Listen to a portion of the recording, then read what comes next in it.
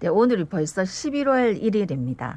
많은 분들이 기다리던 날이기도 한데 오늘부터는 위드 코로나라 걔가 코로나랑 공존하면서 코로나 이전처럼 일상으로 되돌아가기 위한 준비를 하게 됩니다.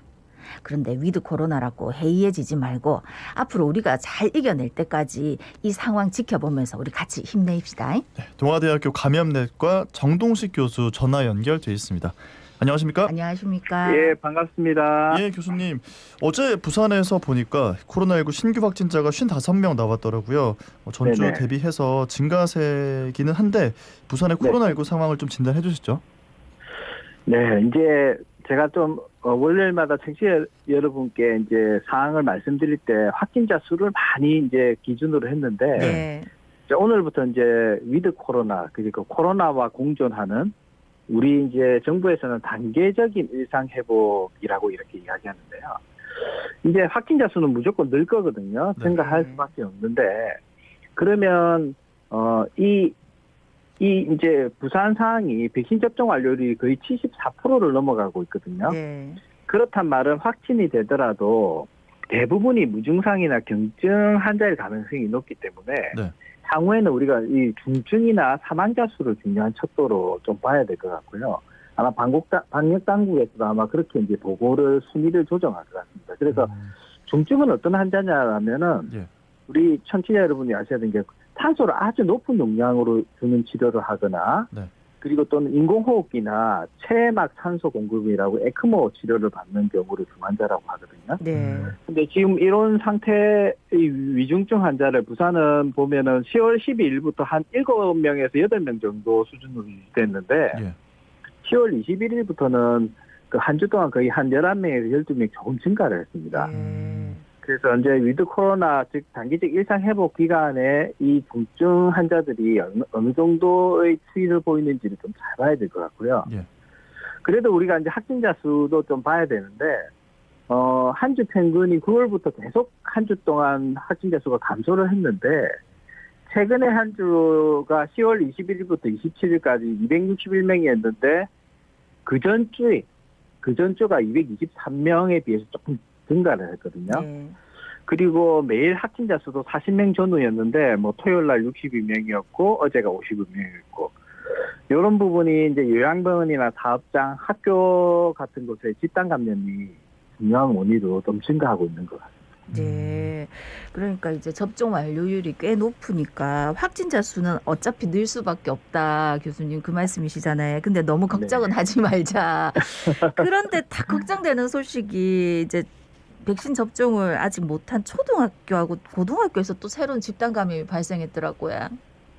네, 이제 아마 백신 미접종자를 중심으로 해서 확진자가 많이 생길 거거든요. 네. 거기에다가 이제 백신 접종 완료했더라도 완료하고 기간이 이제 4개월, 5개월이 지나면 돌파 감염도 많이 생길 수밖에 없는데요. 그래서 이제 결국은 미접종자 중에는 우리 초중고 학생들이 많이 이제 접종을 안 했기 때문에 결국은 이쪽에서 이제 확진자들이 계속 많이 발생을 하게 되는데 다행히 그래도 학생들이 감염되면 사망한 사례는 없기 때문에 예. 너무 과도하게 불안감을 가지지 말고 단 그래도 철저하게 마스크 착용하고 방역에 신경 써야 될 것 같습니다. 이번에 이제 부산의 강서구의 한 초등학교에서 30일 날 학생이 한 명이 확진이 되고 나서 추후에 또 추가 검사에서 5명이 추가 확진되고 가족도 한 명이 확진됐고요. 네. 그리고 그리고 남구에서 한 고등학교에서도 학생 한 명이 30일 확진되고 그리고 교직원 학생들 검사에서 11명이 추가 확진이 됐거든요. 네. 그래서 이제 이런 부분에서 학교 쪽에 확진자들이 많이 늘어날 가능성이 많을 것 같습니다. 자, 그리고 또 주말 동안에 헬로윈 데이가 있었어요. 뭐 서면에 사람들이 많이 몰렸다 이런 보도들이 있었는데 이건 뭐 네. 부산뿐만 아니라 다른 지역도 마찬가지였습니다. 그래서 걱정되는 것 중에 하나가 뭐 헬로윈 데이를 기점으로 다시 한번 또 확산되는 게 아닌가 이런 얘기를 하거든요. 어떻게 보십니까? 네. 이게 이제 결국은 시점이 딱 그 위드 코로나 시점하고 연결이 돼서 지금 벌써 위드 코로나 단기적 일상 회복 전부터 이제 그 방역에 대한 경각심이 조금 많이 약해지는 거 아닌가 걱정이 되는데 예. 특히 이제 젊은 분들이 나는 백신 접종했다, 완료했다라 생각하고 이 분장을 하면서도 이제 마스크를 착용하지 않는 경우들이 상당히 이제 제가 그 뉴스를 보니까 보이더라고요. 네네. 그래서 이제 특히 실내 같으면 더더구나 코로나 전파에 감염 전파에 취약한 상황이기 때문에 이 보니까 또 경찰하고 방역 당국에서도 단속도 하고 계도도 하는데도 안 되는 것 같아서 아마 이번 할로윈데이 영향이 이번 주 끝 말이나 그다음 다음 주쯤에는 아마 감염 발생이 조금 증가되지 않을까라는 예상은 됩니다. 네. 오늘부터 이제 위드 코로나 단계적 일상 회복이 시작이 되는데 어떤 점이 달라지는지 또 우리가 주의해야 될 점은 뭔지 말씀 부탁드리겠습니다.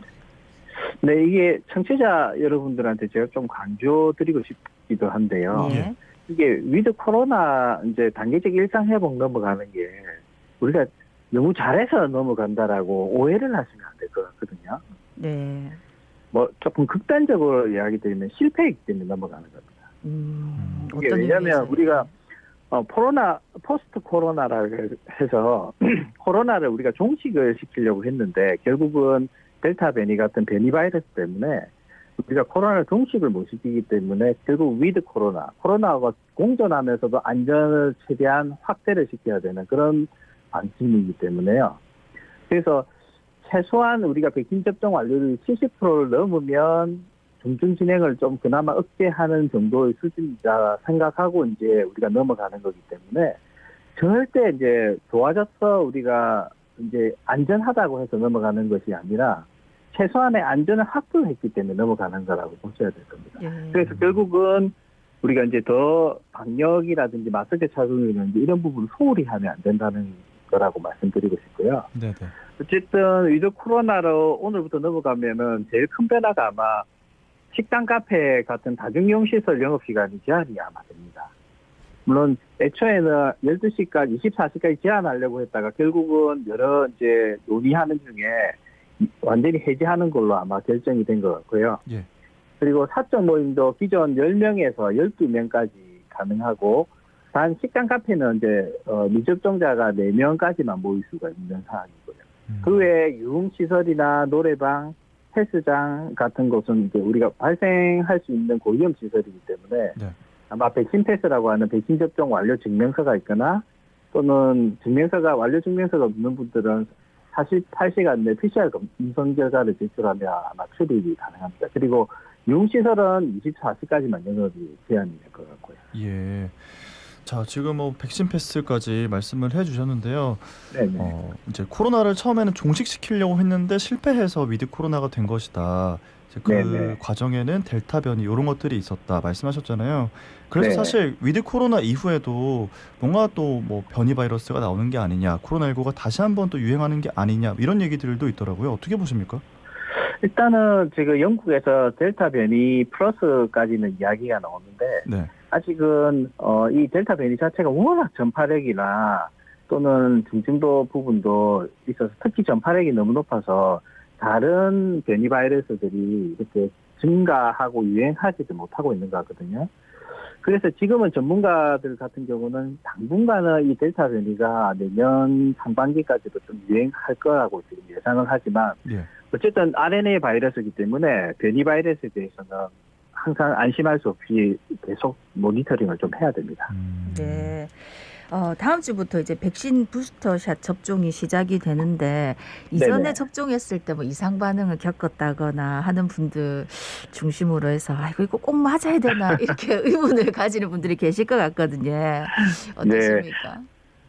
저는 좀 웬만하면은 접종 대상자라고 연락 받으시면 네. 좀 맞으시라고 말씀을 꼭 드리고 싶거든요. 왜냐하면 이 델타 변이 전에는 접종 완료만으로도 예방도 되고 중증 예방에 감염 예방이 됐는데 지금 델타 변이가 유행하면서는 중증 예방 효과가 제일 중요하고 감염 예방 효과는 너무 떨어져서 예. 돌파 감염이 너무 잘 생기거든요. 음. 이게 왜 그러냐면 이게 결국 돌파 감염을 막을 정도의 중화항체가 델타 변이에서는 아주 더 높게 유지돼야지 가능한데 완료로는 그게 좀 부족하기 때문에 부스터샷, 즉 추가 접종을 하게 되면 그 수치가 많이 올라가게 됩니다. 그래서 제가 권고드리는 거는 대상자로 연락이 오시면 부스터샷을 꼭 접종을 하시는 게 좋을 것 같습니다. 네. 근데 선생님 궁금한 게 네네. 돌파 감염이 돼서 이제 중증으로 진행이 안 되고 코로나에 네. 걸렸다고 회복이 되면 또 항체를 갖게 되는 거 아닌가요? 네, 그게 이제 자연 이제 그 부스터 샷을 맞는 경우가 되는 거죠. 아, 그럼 부스터 네. 접종 완료 분 중에서 만약에 감염이 되면 네. 중증이 100% 다 안 되는 건 아니고요. 음. 고령층이나 이런 분들 중에는 중증으로 백신 완료에도 불구하고 넘어가기도 하는데 어쨌든 백신 완료 되신 분이 감염이 되면 항체가 더 많이 증가되니까 예. 자연 부스터샷을 막는 효과가 조금 생길 수 있다고 볼 수 있죠. 그러면 네. 이제 부스터샷을 맞게 되는 대상자가 어떻게 되는지 좀 짚어주시죠. 대상자는 당연히 고령층이죠. 고령층. 고령층이시고 예. 그리고 이분들을 관리해야 되고 우리가 그 위드 코로나를 견딜 수 있게 하는 중요한 의료직에 있는 분들 그리고 이제 우리 그 얀센 백신이 예. 상당히 돌파 감염이 너무 높기 때문에 뭐 젊은 분들이라도 이 얀센 백신 접종한 분들을 먼저 대상으로 부스터샷을 또 맞도록 지금 진행하고 있는 것 같습니다. 예. 백신 접종 완료한 분 중에 내한테 항체가 생겼는지 궁금하다 하는 분들 많더라고요. 항체 검사 네. 받고 싶다 이런 분들도 있는데 어떤 말씀 그거 안 해주시겠습니까? 됩니다. 그 청취자 여러분 그 돈만 낭비하니까 지금 절대 하시면 안 되고요. 예. 이게 항체 검사가 결국 진단 목적인데 진단 목적으로 키트 사용하는 경우도 지금 PCR 검사가 제일 정확하기 때문에 오히려 혼란을 주고 그리고 백신 접종하고 항체가 생성되는지 궁금해 하시는데 이 항체가가 어느 정도가 돼야지 예방한다는 효과가 되는지도 지금 연구 결과가 나오지 않았습니다. 그래서 네. 거기서 뭐 어느 정도 수치가 있고 어느 정도 낮고 이게 판단할 수 있는 근거가 없기 때문에 괜히 돈 들이지 마시고요. 오히려 다른데 맛있는 식사를 하시고 예. 교수님 오히려 너무 백신 접종 잘 다급하게 하시면 되겠습니다. 받지 네. 마십시오 하니까 알겠습니다. 저희 말씀대로 면역력 높이게 맛있는 거나 먹겠습니다. 예, 알겠습니다. 오늘 말씀 수고하십시오. 여기까지 듣겠습니다. 네, 고맙습니다. 자, 지금까지 동아대학교 감염내과 정동식 교수와 이야기 나눠봤습니다.